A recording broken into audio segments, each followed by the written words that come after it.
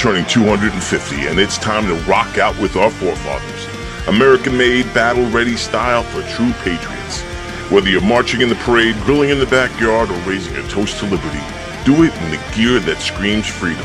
Celebrate 250 years of USA in style. Wear your American pride loud. Trendjackers.etsy.com. Grab yours before the fireworks.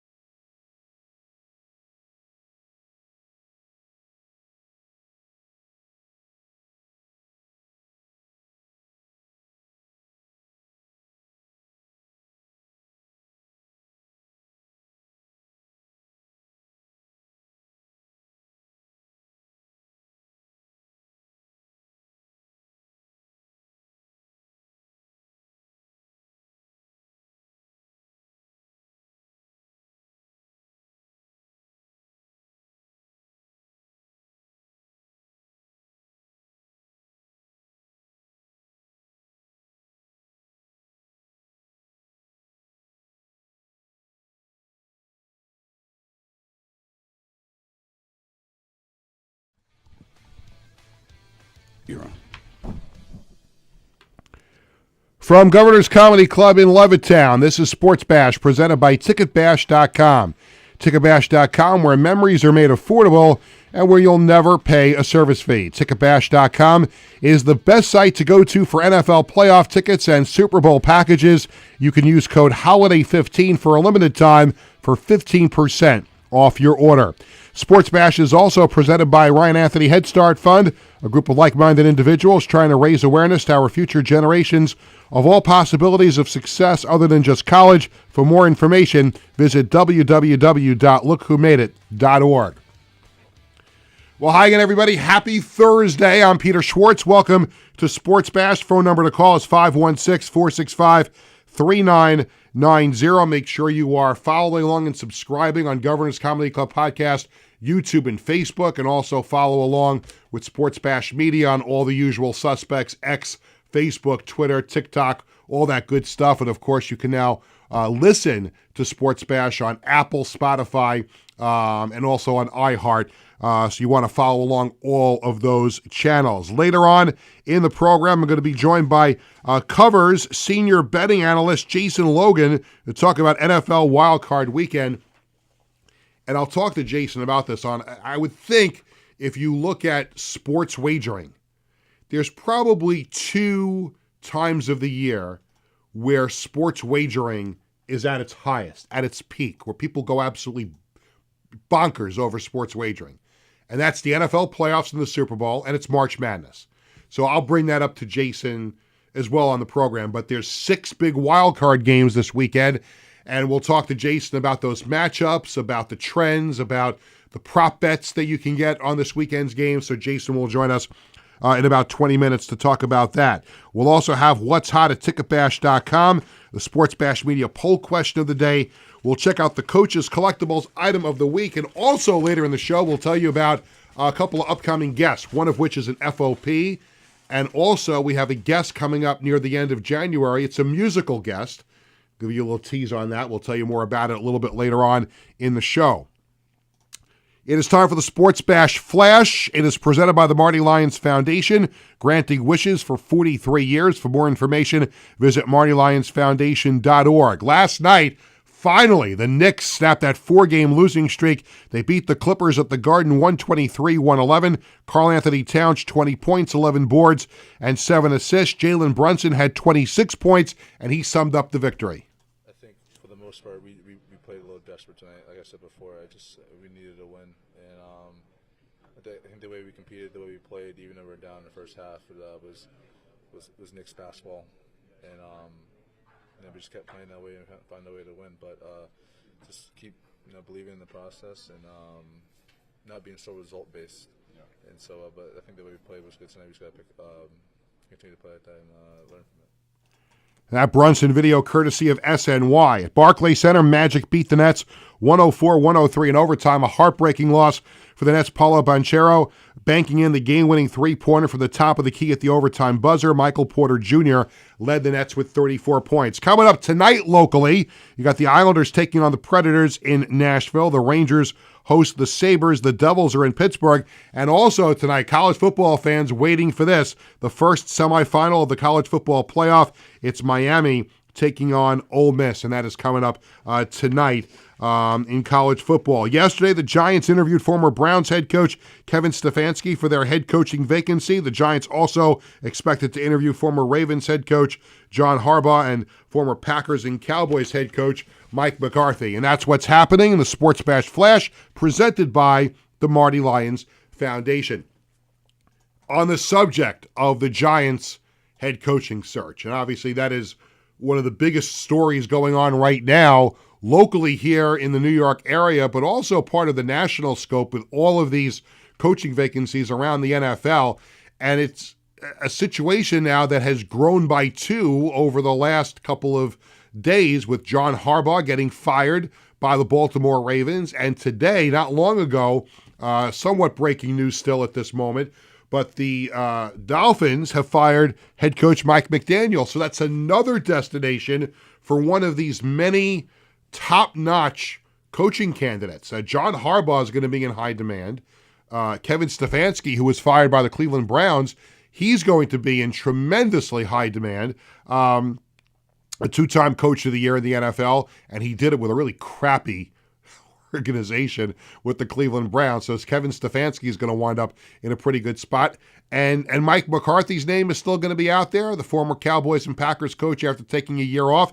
And now you add John Harbaugh and you add Mike McDaniel into the mix, and there is going to be a lot of jockeying for position when it comes to filling these roles. And we, most importantly for us, and what we're talking about here in New York, and what our viewers want to know, is who's going to wind up being the head coach of the New York Football Giants. And really, there's a number of things at play here.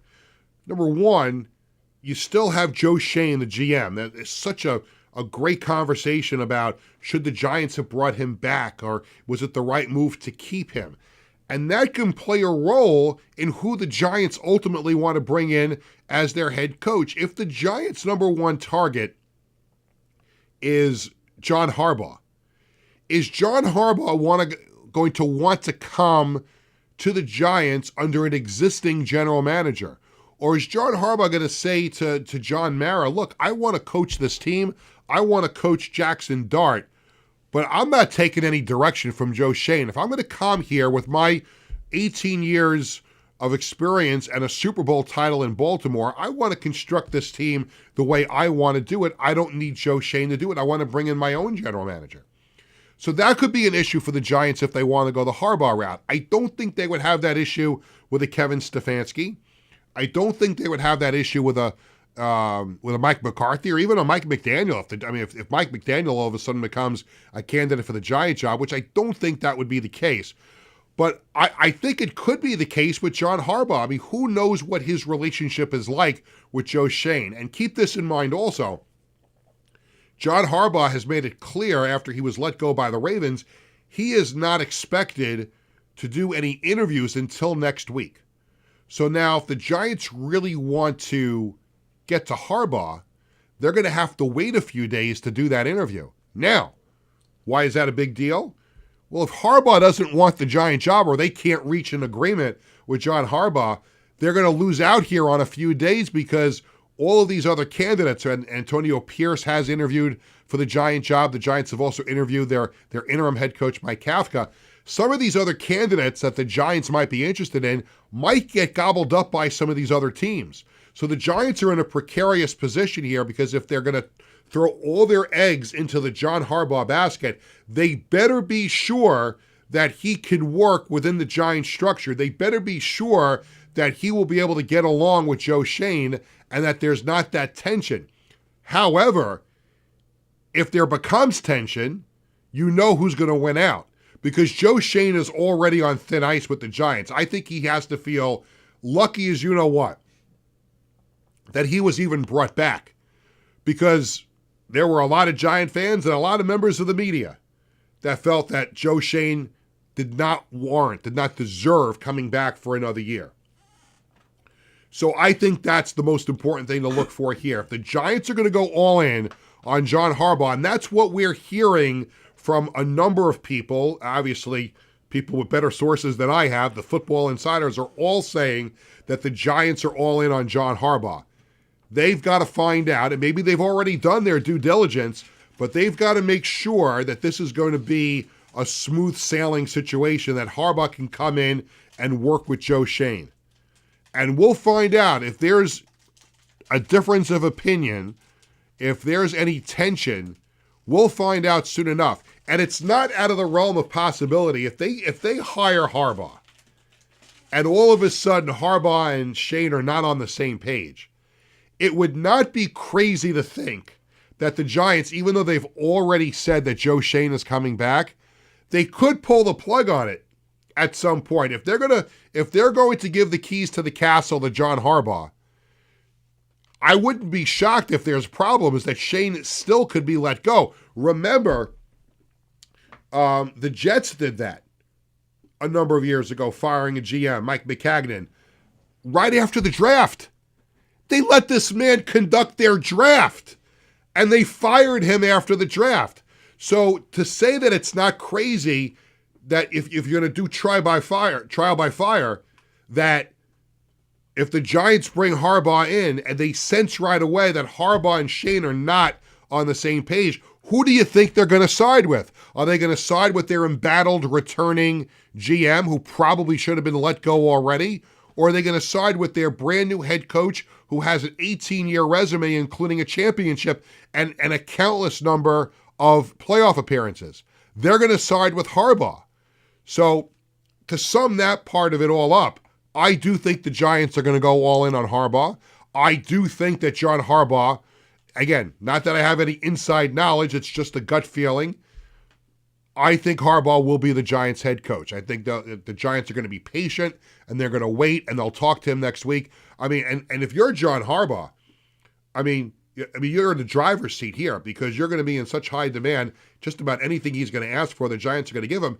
And conversely, what the Giants can offer him, in addition to what I think is a premier coaching job, because you're going to come in to a team that's already got a quarterback, that's already got some offensive pieces to work with. Now, some of them are injured, like Malik Neighbors and Cam Scatterbo. They have to come back from injury. But the Giants also have some defensive pieces as well.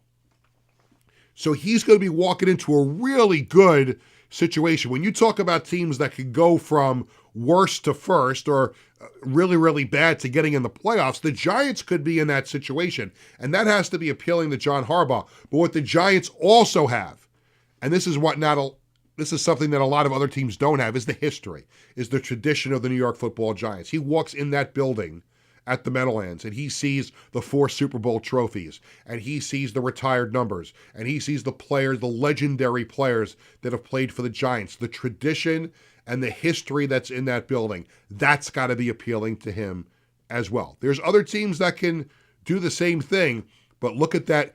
I've been in that building. I've covered Giant practices. I've been in that building. There's a lot of history in that building. And that's got to be really enticing for John Harbaugh. And I think when you look at all the combinations that can go on, the head coaching candidates that are out there, the teams that need a head coach, there may not be a more ideal connection between two teams than the Giants and John Harbaugh. And I think by next, we'll be back on with you on Tuesday. I would have a real strong feeling that by the time we come on next Tuesday at 1 o'clock, that John Harbaugh will be in place as the Giants' next head coach. It just feels that way. It feels right. And when you see all these candidates come up, it makes you wonder, like, what's going through the mind of Woody Johnson here now, too? Because you've already said Aaron Glenn's coming back. He did his end-of-year press conference with Darren Muji, the GM, the other day. And now, all of a sudden, you know, you've got John Harbaugh added to the mix with Mike McCarthy and Kevin Stefanski, and now Mike McDaniel and Antonio Pierce is out there. If you're Woody Johnson, does the thought ever come into your mind that, and again, I know it's hard to get rid of a coach after 1 year, but you've now got these guys that are out there that, I mean, you know, you jettison Aaron Glenn and bring in one of these guys, and you've already upgraded before next year. Now, that's not going to happen. It's not going to happen for a number of reasons. It's not going to happen because they're going to stay the course with the plan and the vision that Muji and Glenn have. There's also the problem here is that if you're John Harbaugh, do you want to be anywhere near the New York Jets? If you're Mike McCarthy, do you want to be anywhere near the New York Jets? No freaking way. Why would you walk into that? Why would you do that? So the Jets are going to go forward with the same regime. And I guess that's okay because if you buy into the fact that they have a vision, I get it. But the Giants here, they really have a golden opportunity with a quarterback, with offensive pieces, with some real talent on defense, a high draft pick, some other capital. You have a chance to bring in a Super Bowl winning head coach in John Harbaugh. If the Giants mess this up, shame on them. But when we reconvene next Tuesday here for Sports Bash, I think it would be a crying shame if John Harbaugh has not already been announced as the Giants head coach. That if they get him in the building, they cannot let him leave. They cannot let that man walk out of the building. And there's been too many times where teams have identified their top candidate, brought them in, wined and dined them, and let them leave the building without a contract. Same with free agents too. If you really want somebody, you cannot let that person leave the building without getting their John Hancock on a contract. And that's what's in front of the Giants right here. It is a franchise-changing week coming up here for the New York Football Giants, and they cannot let this opportunity go by. They've got their quarterback. They've got other pieces. They've got the infrastructure in place. They've got the history and the tradition around them. They have to go seal the deal now and get John Harbaugh to be the next head coach of the New York Football Giants. Period. End of story. And we'll see if that winds up happening. Really quick before we go to the break, and we're going to talk to Jason Logan from Covers, their senior betting analyst, when we come back after the break. But I wanted to bring this up. I just saw this before I came to the show, and it's going to interest Tony Walker, my producer, and the host of the Knock 'em Dead comedy show, weekdays from 11 to 12:30 here at Governor's Comedy Club Podcast. And he's nodding his head because he knows where I'm going with this. Yes, I do. Well, he's cheating because he's looking at the script, because he's got a copy of it also.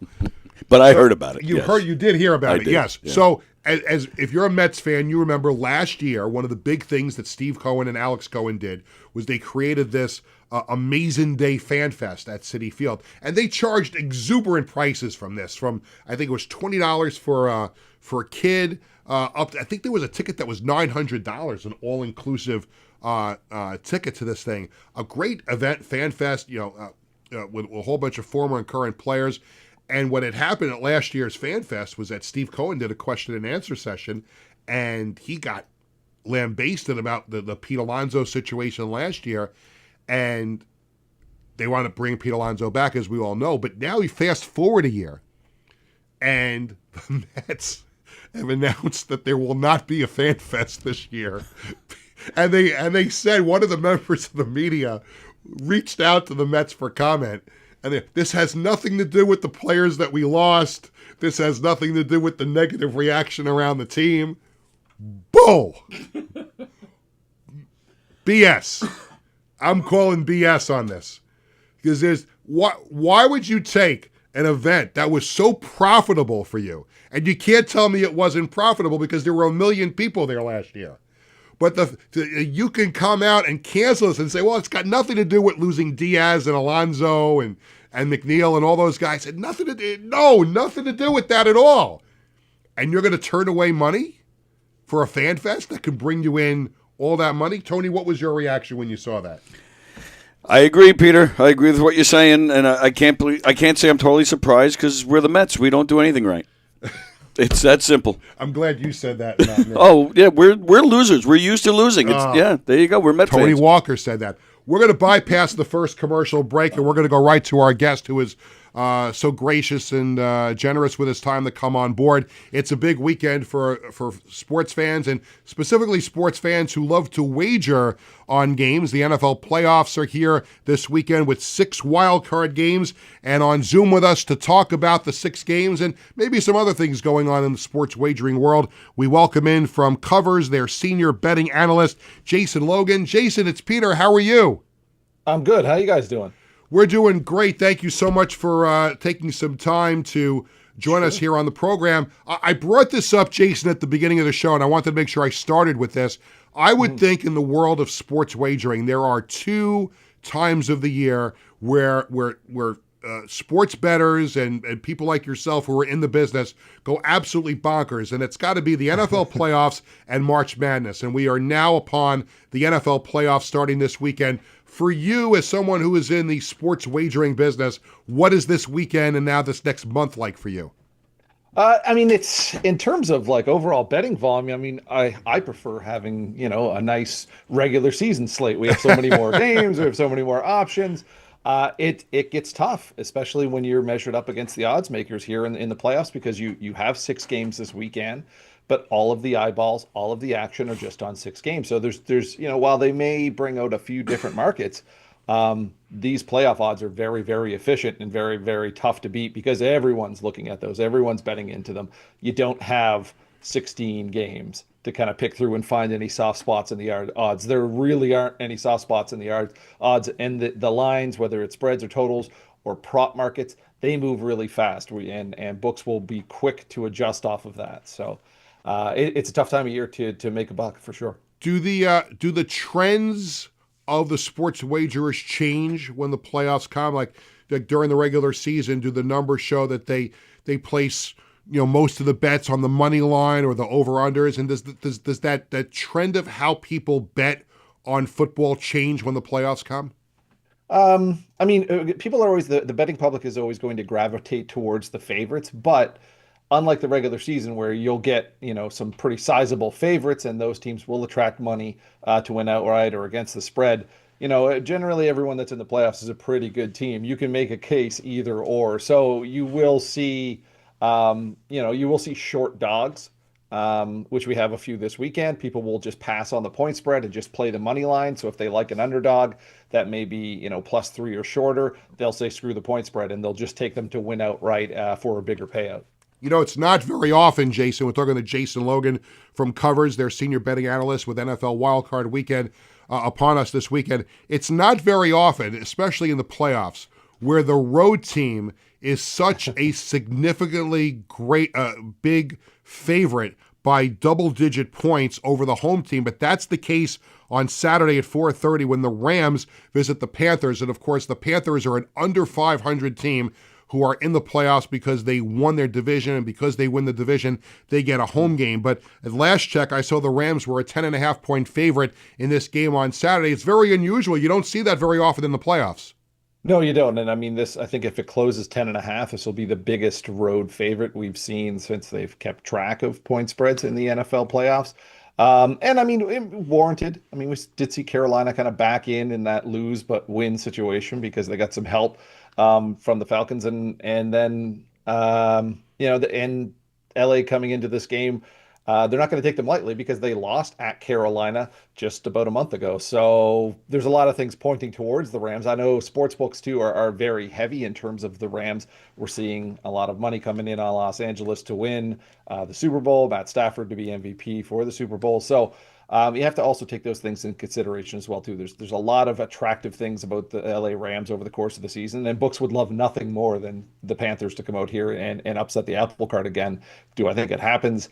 I don't think so, but it's tough to deny a playoff team getting 10.5 points at home, and as someone that writes an underdogs column, very, very attractive, but I didn't touch this point spread at all. Yeah, I was going to say it's a very dangerous game to look at because when you see 10.5 points and you're the home team and you're thinking about putting some action in on that game, it almost cries for you to take the points and the home team, but it's a very, very tricky situation, right?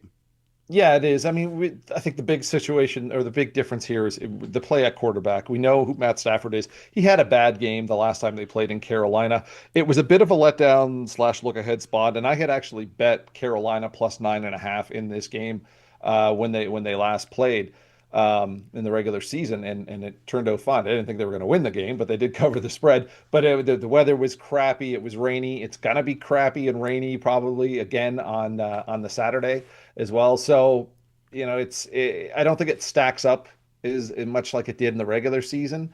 I did bet the under in this game. I went under 46.5 right out of the chute. We saw a lot of points scored in that game. Carolina put up 31 points in that game, but they also had 2 takeaways, and they did score a defensive touchdown. And since then, this offense has been just kind of a pop gun offense, and Bryce Young, not instilling the most confidence under center, especially when you stack him up against a guy like Matt Stafford. I expect the Rams to go run heavy in this game. We've seen Carolina give up a lot of yards on the ground here. They gave up a ton of yards against Tampa Bay last week. And then the Rams had great success. I think they ran for 150 yards on the ground against them in their last matchup. So I think we'll see a lot of run. I think we'll see the Rams protecting a bigger lead in the second half and slowing things down. So I did like the under in this game. I went under 46.5. Couple other road favorites. The Saturday 8 o'clock game, the Packers in Chicago are a 1.5 favorite. And then on Sunday at 1 o'clock, this I think it may be one of the most intriguing games of the weekend with the Bills visiting the Jaguars. And the Bills are a slight favorite going into Jacksonville. The Jaguars have played well here near the end of the season. The Bills, I still think, Jason, even though they didn't win the AFC East and even though they had some struggles at the end of the season, to me the Bills are a team and they're going to be a road favorite this weekend. The Bills look like a team to me that I think if they can get hot and the right things go their way, this is a team that I think can make a run at the Super Bowl. How do you look at Buffalo and Jacksonville this weekend? I'm pro Buffalo without betting Buffalo right now, and mainly because of what, like you said, if they get hot, well, they're going to be a little warmer in Jacksonville than they've been over the last Yeah. month, because they've either played in Orchard Park in cold or windy, snowy weather, or they've played in outdoor venues on the East Coast, which have also been cold and crappy and not great. And now they get to come to Jacksonville, where it's going to be beautiful. It's going to be 80 degrees, not going to be too much wind. These are the best conditions that Buffalo has faced, I think, over 5 or 6 games, basically going back to when they played indoor at Houston. So I believe it's going to kind of jumpstart things for this Buffalo offense that has been playing in bad weather, and we've seen their totals being tempered because of that. So I took their over on their team total at 26.5. I also think the Jags defense could do a good job shutting down the run. They did a great job shutting down Jonathan Taylor and the Colts this year. But I think that offers up the passing attempts for Josh Allen. I took his over on completions. I took his over on touchdown passes, over 1.5. So like I said, I have some pro Buffalo points. One bet that I do love in this game is the Bills are down to their second string kicker, Matt Prater. And Yeah. he re-aggravated a quad injury in week 18.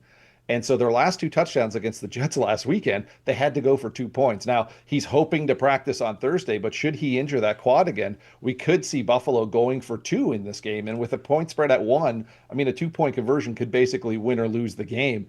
And Buffalo has not shied away from going for 2 even before the Prater injury. So it's around plus 290, plus 280, the yes on the 2-point conversion for this game. I think it holds a lot of value just because of that kicker situation for the Bills. You know, it's interesting. It's got to be, I don't know what your answer to the question is going to be, but I'm just wondering, how much do sports wagerers love kickers?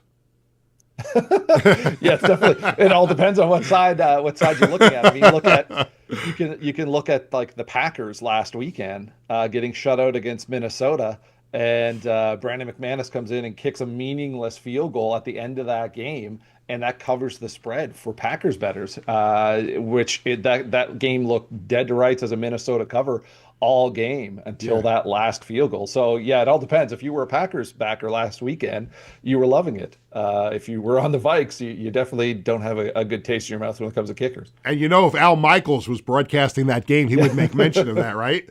He slided in there. I love how they're always just kind of sliding. Well, it's not over yet. Yeah. We have a few more minutes left with Jason Logan, Covers senior betting analyst. He joins us via Zoom here on Sports Bash.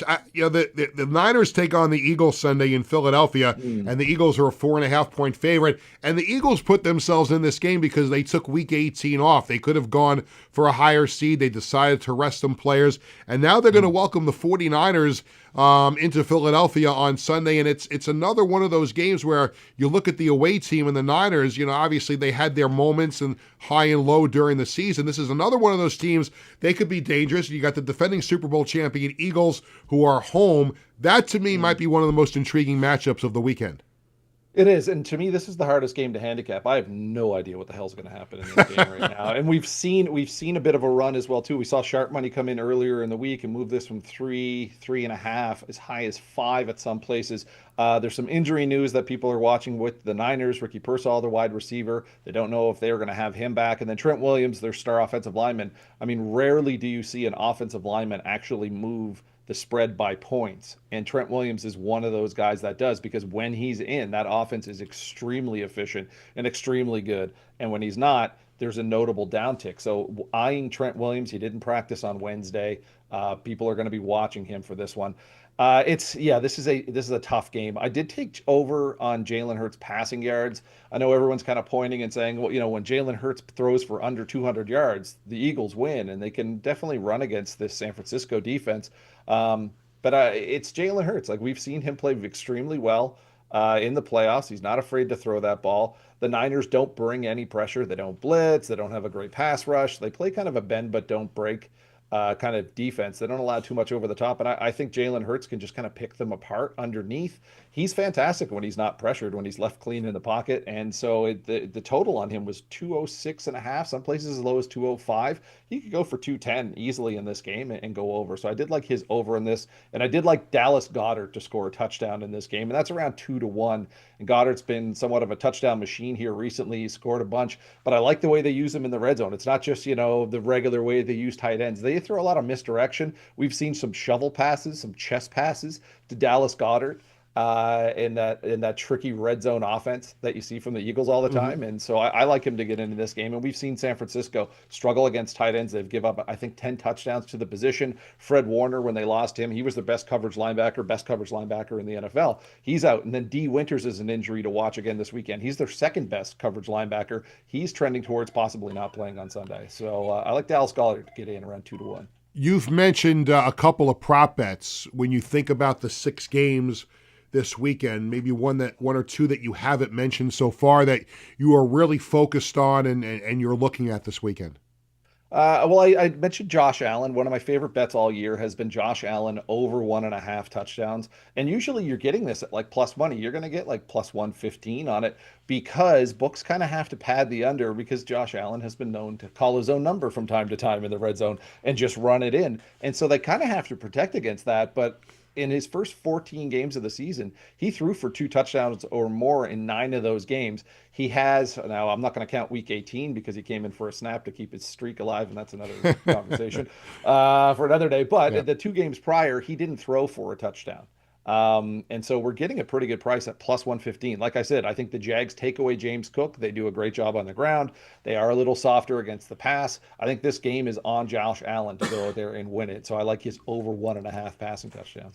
You got Sunday night, the Patriots hosting the Chargers in Foxborough, and the Patriots back in the playoffs with a rookie quarterback basically a rookie quarterback in Drake May. First time in the playoffs. He's going to be going up against the Chargers and that pretty good defense, and Justin Herbert, the quarterback for the Chargers.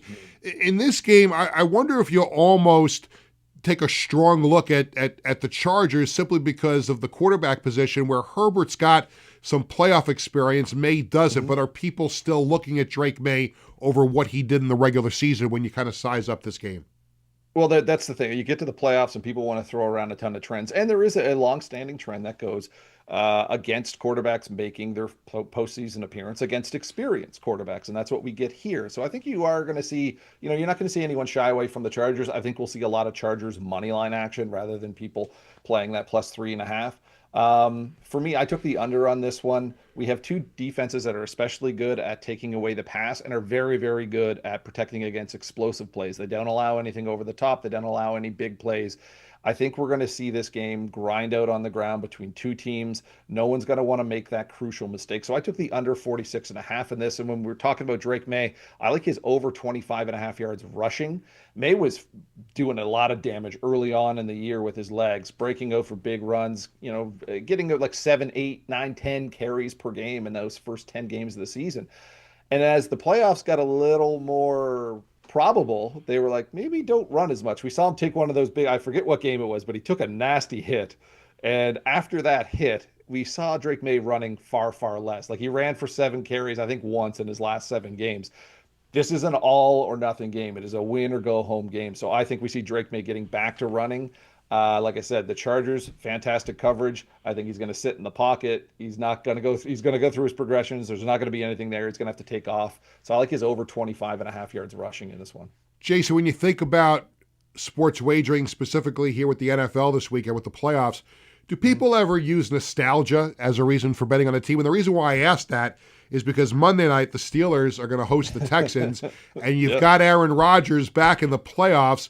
And I guess he's just one of those guys. He's a lightning rod for conversation. You either love him or you hate him. And I'm just wondering, when you look at the money coming in on this game, do people bet on nostalgia here with Aaron Rodgers? I mean, people bet for a ton of different reasons. I mean, it can be like, your grandfather was a Steelers fan and maybe he passed away this year. So you're like riding on the Steelers the whole time. Like there's the amount, the reasons why can vary. I am on the Steelers in this game. I bet it plus 3.5. We had seen sharp money come in on the Steelers as well too, and it's dropped it to 3. So it's always nice to be on that side of the wise guys. But for me, this is looking at the Houston offense, specifically the Houston offense when they venture on the road and when they venture outside. And it's going to be cold and chilly on Monday night in Acrisure Stadium, which is already always a tough place to play anyway. So I especially when they can't keep the grass intact there.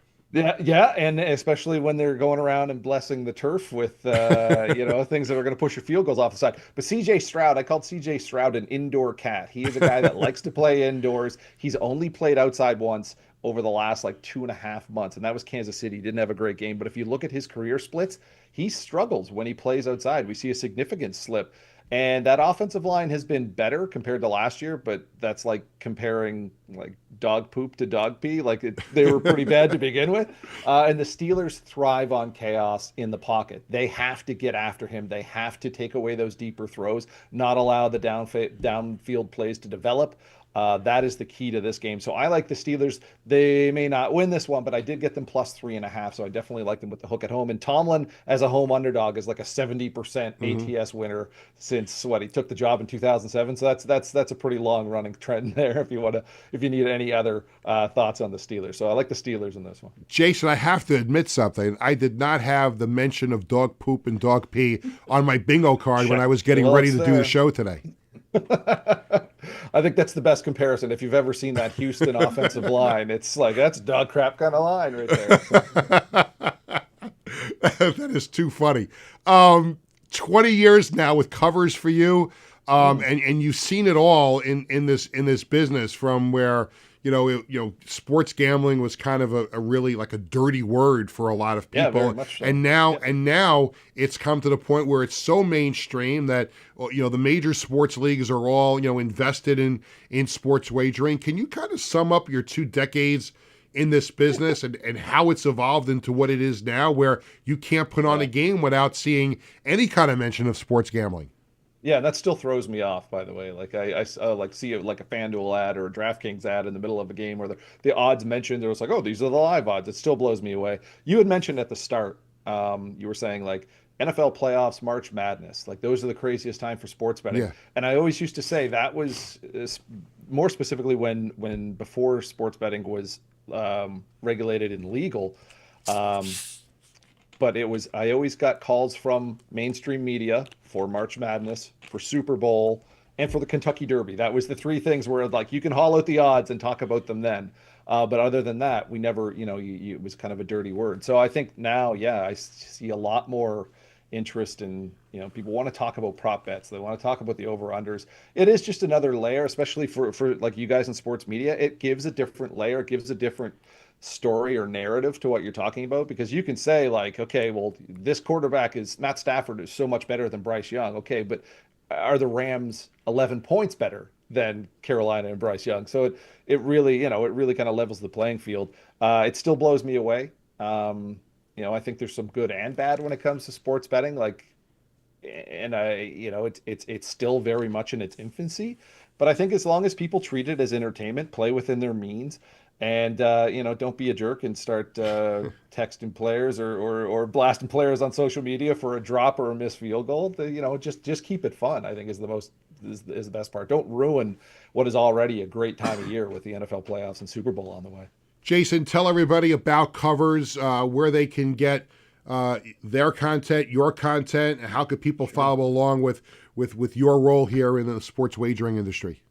Yeah, well, I mean, whether you're betting on NFL or NBA, or we have all the college football playoffs are wrapping up here too. So come to covers.com. It's a completely free site. There is no sign up. There's no registration or fee or anything like that. You can sign up and play our free-to-play contest, but all of our information is free. It's all out there, and there's a ton of information. There's odds and analysis. There's player projections, weather, anything you really need to make a smart sports wager. It's all there, so you can find that at covers.com. You can follow me on X or Twitter at CoversJLo. And then if you want to hear more about the Wildcard Weekend, we have the Sharp 600 podcast. You can find that on Apple, Spotify. It's on our YouTube channel as well, too. Myself and Todd Furman, who's a former odds maker and current professional bettor.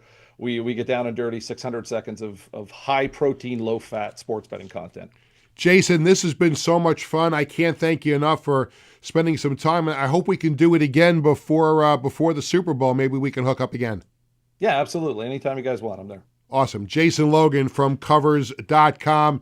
We thank him for joining us here on Sports Bash. A lot of great information from Jason about NFL Super Wildcard Weekend. We have a lot more to do. When we come back on the show, we're going to have What's Hot at Ticketbash.com. We'll have the Sports Bash Media poll question of the day, the Coach's Collectibles item of the week. We have our latest installment of Dad's Time to Brag coming up on the show, and we'll also tell you about some upcoming episodes of Sports Bash when we come back right after this.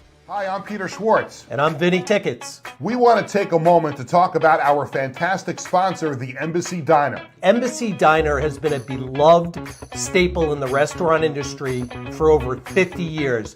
And the great thing about it is when you walk through the door, you're not a customer, you are family. Every visit promises to be filled with warmth, love, and respect. And here's an extra treat. If you mention Sports Bash during your visit, you enjoy a free dessert on the Embassy Diner. Come on down to the Embassy Diner, where great food and great company are always on the menu. Visit the Embassy Diner, located at 4280 Hempstead Turnpike in Bethpage. In 1982, the Marty Lyons Foundation began with a single heartfelt mission: to bring moments of joy and hope to critically ill children by granting wishes that make their dreams come true. Since that day, we have touched the lives of over 8,600 families, raising over $44 million to grant wishes that offer a beacon of light in their darkest times. These precious wishes cost an average of $7,100 each, and your support is crucial to our mission. Every donation, big or small, makes a difference. And with 84 cents of every dollar going directly to supporting our families, you can rest assured your support truly changes lives. The Marty Lyons Foundation operates 11 chapters in 14 states now, working tirelessly to reach as many children as we can. This dedication goes hand in hand with our commitment to transparency and accountability, earning us top ratings on Charity Navigator, Great Nonprofits, and Candid, which underscores our dedication to those we serve. The Marty Lyons Foundation grants wishes to children ages 3 to 17.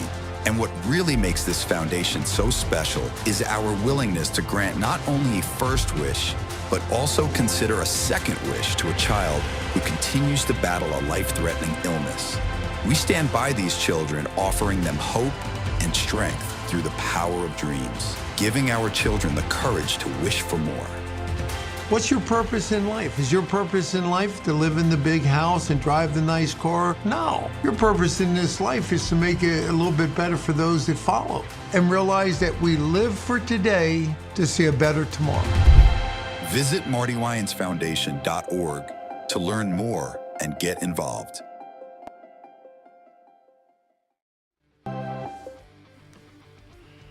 Welcome back to Sports Bash, presented by TicketBash.com and the Ryan Anthony Head Start Fund. I'm Peter Schwartz. Phone number to call is 516-465-3990. Again, we thank Jason Logan from Covers.com for joining us here on the show. And while we were doing the interview, our good friend Glenn from Flushing messaged into us, wanting to know if we were going to give our Super Bowl predictions. And yeah, why not? So before we move on to some other things, I think in both conferences, it's really intriguing as to what may happen. I think this year, maybe even more than other years, I think there's going to be two teams that are playing this weekend that are going to go to the Super Bowl. I think you're going to have two wild card round teams that are going to go to the Super Bowl. And, for me, I always like to go with a surprise. I really do. And you're going to think I'm absolutely nuts, but I love the Chicago Bears for some reason. Oh, wow. I think that, and they're home underdog this weekend, but they're home this weekend. And there's something about the Bears that I think if they can get on a nice run here, I think they got a shot to get to the Super Bowl. And I'm going to go with Buffalo, too. I think Buffalo's the other one. I think Buffalo has had their pitfalls during the course of the season, but that is a good football team. So if you're asking me right now on January 8th, I'm going to go with the Bears and the Bills in the Super Bowl, and I like the Bills to win. Nice. Tony, what do you think? Excuse me, I'm going with Buffalo. You got me all cuffed up. You got him all coughed up there. Choked up about the football playoffs. Of course. You like Buffalo? Buffalo. And it's funny because I have a little Buffalo blood in me because I went to college in Buffalo for 4 years, and I saw the genesis of that team because I graduated in '89. So it was in the middle of my 4 years in Buffalo when Jim Kelly came to the Bills. And of course, they wound up going to the Super Bowl 4 straight years and lost all 4.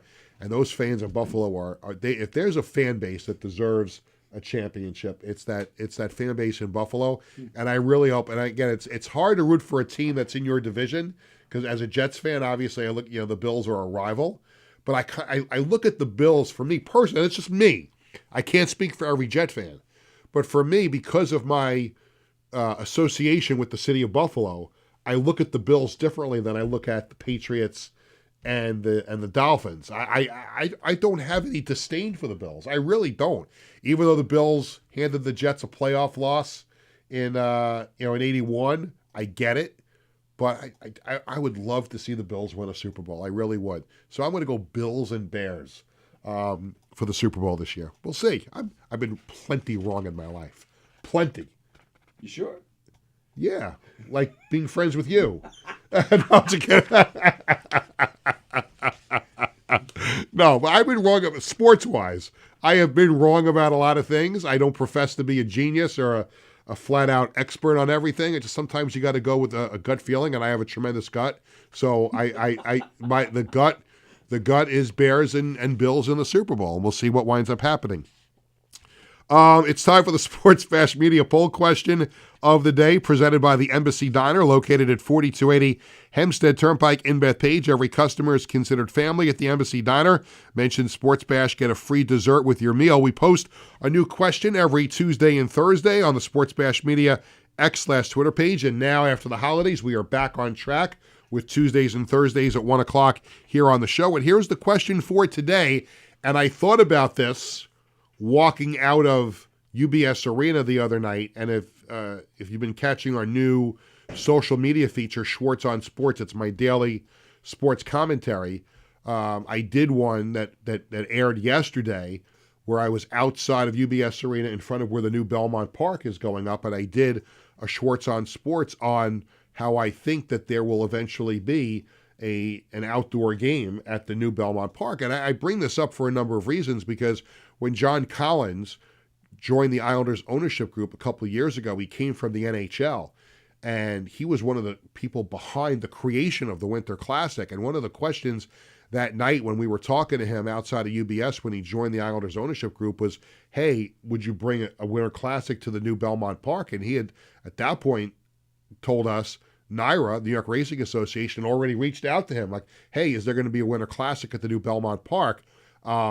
And he's already had conversations. So I think it's going to happen, and that's the question. Should the Islanders host an NHL Winter Classic or Stadium Series game at the new Belmont Park? And it's very simple, yes or no. And yes, I think it's going to happen. Tony, are you a big fan of the outdoor games? Yeah, to me, I can't understand why anybody would actually say no to this. Well, people have said no, and the reason why people have said no about this is because the new Belmont Park, if you haven't seen the plans, the actual grandstand of the new Belmont Park is only going to have about 9,000 or 10,000 seats. Now, if you remember, the old Belmont Park was massive. I think it's the stand sat 50,000, but with standing room, there were times where they approached 100,000 because people would be standing all over the place. In this case, they wanted to make it, because most days at Belmont Park, there were never any crowds there. The only time there was ever a crowd was for the Belmont Stakes. So the way that they're designing the new Belmont Park is about 9,000 or 10,000 seats in the grandstand. But they have the ability for big events to increase that capacity, have people standing. There'll be some other areas to sit. And you would think for a hockey game, if they put the hockey rink in the infield and they brought in temporary bleachers on the other side, you could probably have an outdoor game with about 30 or 40,000 people at the new Belmont Park. So I think it's going to happen. But here's my thing. If the Islanders are going to host an outdoor game at Belmont Park, can it not be against the Rangers? Can it not? And I don't say this because I'm afraid of losing to them again, as I'm not, because the Islanders are 2-0 against them this year.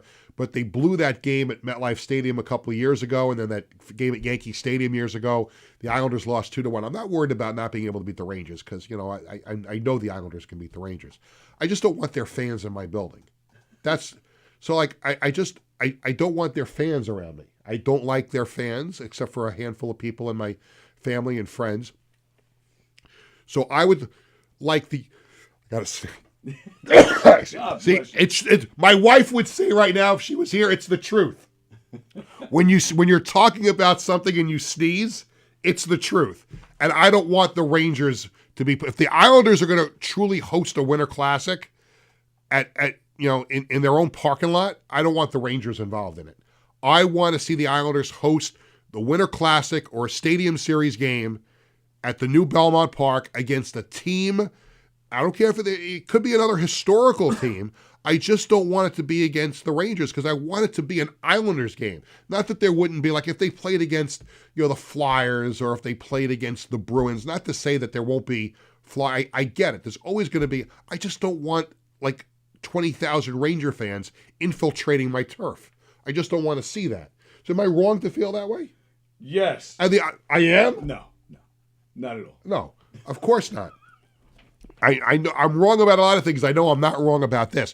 And where the Islanders are right now, when you look at them, like they're an up-and-coming team now with Matthew Schaefer. So you're telling me that on their own or with a little bit of help, a couple of thousand from the other team, that the Islanders couldn't sell 30,000 tickets for an outdoor game? Of course they could. They don't need the Rangers to do that.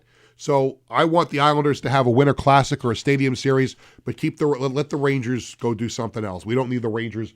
You may have needed the Rangers in the past to sell tickets. You don't need the Rangers anymore. Matthew Schaefer will sell plenty of tickets for the Islanders now with an outdoor game. It's time for What's Hot at ticketbash.com. And speaking of those Rangers, they host the Sabres tonight at Madison Square Garden. Friday night, the Nets host the Clippers at 7:30 at Barclays Center. Ticketbash.com is your home for NFL playoff tickets as well as Super Bowl packages. For a limited time, you can use the code HOLIDAY15 for 15% off your order. Get the best seats at the best prices with no service fees at ticketbash.com. It's time for the Coach's Collectibles item of the week. Check out, speaking of the Islanders, we talked about it on Tuesday as well, the Islanders Identity Line framed jersey. Don at Coach's Collectibles, he comes up with some amazing pieces. This is really nice. You got all three members of the Identity Line, Cal Clutterbuck, Matt Martin, Casey Cizikas on the back of that jersey.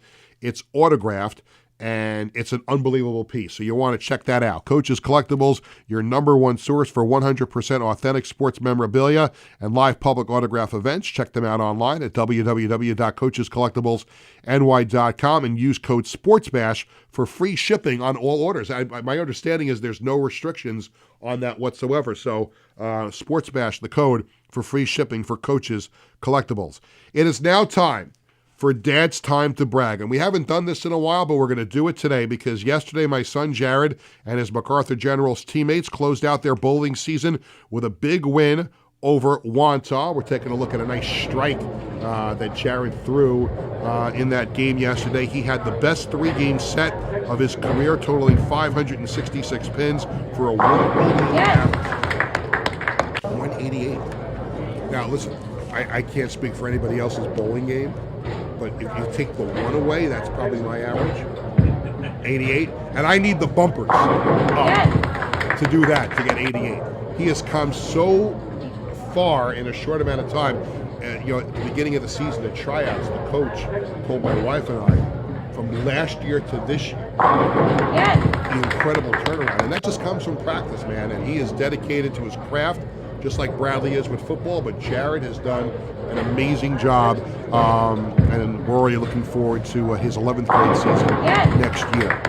Next Tuesday, January 13th, or this Tuesday, however you want to phrase it, will be our next FOP, and we are very, very excited to welcome in friend of Peter co-host and longtime PA announcer for the Islanders. He also splits the Jets PA announcing duties with Joe Nolan, and at one point he was a longtime PA announcer for the New York Mets. My good friend Alex Anthony is going to join us here on the show for the whole hour. He'll be in studio. We'll talk Islanders. We'll talk about his career as an announcer, and he'll be the second PA announcer to be an FOP. Colin Cosell was the first. So Alex Anthony will be the second PA announcer that will join us here as an FOP, and we look forward to that. Sometimes here on the show we like to talk about music a little bit, and Tony does as well, and we are going to do just that on Tuesday, January 27th. We're going to be joined by David Clark, who is a Billy Joel tribute performer. He will team with Elton John tribute performer Bill Connors for the second annual Piano Men Yellow Brick Joel Tribute Concert on Friday, January 30th at Westbury Music Fair. This concert was originally scheduled a couple of weeks ago, but we had that big snowstorm, so it was postponed. So thankfully it was postponed because now I can go with my wife. And I think, Tony, you got tickets for that too, right? I do. You're going? Yeah. And you're friends with David Clark, aren't you? David Clark's one of my closest friends. One of your closest friends. Yep. But so he'll be on Zoom, and we'll talk to him, and maybe he'll do a little performing for us as well as a couple of other of the musical acts that we've had here on the show will do. So we're looking forward to David Clark, who does a tremendous job as a Billy Joel tribute artist, and we'll look for that on January the 27th. The concert is on January 30th at Westbury Music Fair. And that will do it for this edition of Sports Bash presented by TicketBash.com and the Ryan Anthony Head Start Fund. We thank our guest on the show, Jason Logan from Covers. Thanks to our social media coordinator, Leanne Burgess. Thanks to Tony Walker and everyone here at Governor. Sports Bash is sponsored by the Embassy Diner in Bethpage, by Coaches Collectibles, and by the Marty Lyons Foundation. For our entire crew, I'm Peter Schwartz. Thank you for watching, listening, for dealing with my sneezing, for dealing with our nonsense here on the program. We appreciate it. We are going to be back on Tuesday with Alex Anthony in studio with us. For everybody here, thanks again for tuning in. We will see you Tuesday at 1 o'clock. Have a great weekend, everybody.